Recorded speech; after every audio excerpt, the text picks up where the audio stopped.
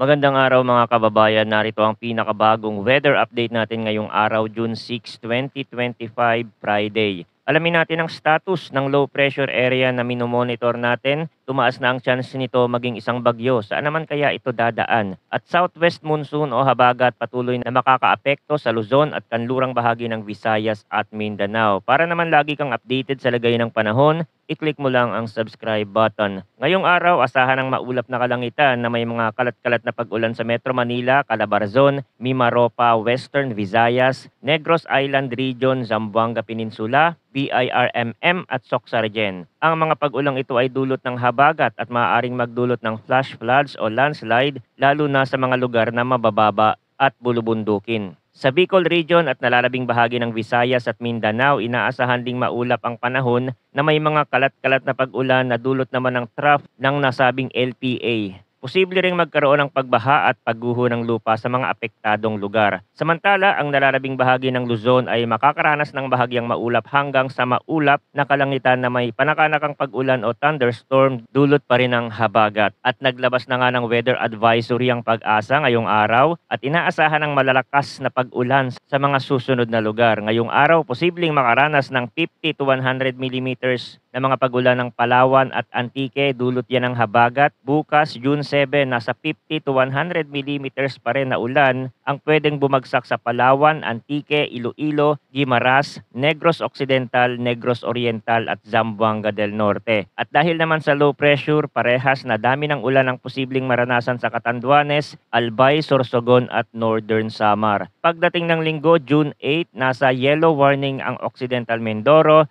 Palawan, Romblon, Aklan, Antique, Iloilo, Guimaras, Negros Occidental, Negros Oriental at Zamboanga del Norte, Catanduanes, Camarines Norte at Camarines Sur. Tandaan, ang mga lugar na nasa mataas na elevation o bulubundukin ay maaaring makaranas ng mas mataas na antas ng mga pag-ulan. Bukod pa rito, ang mga lugar na matagal nang nabasa o may significant antecedent rainfall ay mas mataas ang tsansang makaranas ng pagbaha at pagguho ng lupa. Sa ngayon, ang low pressure area ay namataan sa layong 945 kilometers sa silangan ng Eastern Visayas. At meron na nga itong medium chance na maging isang tropical depression sa loob ng susunod na 24 oras. At ayon sa mga forecast model tulad ng European model na kadalasang mas accurate, ipinapakita na ang LPA ay unti-unting nagkakaroon ng forma bilang isang bagyo. Medyo malaki ito, ngunit sa ngayon ay hindi pa ipinapakita na ito ay tatama sa kalupaan. Gayunpaman, palalakasin ito ang habagat na siyang magdadala ng mas madalas na pag-ulan sa ilang bahagi ng bansa.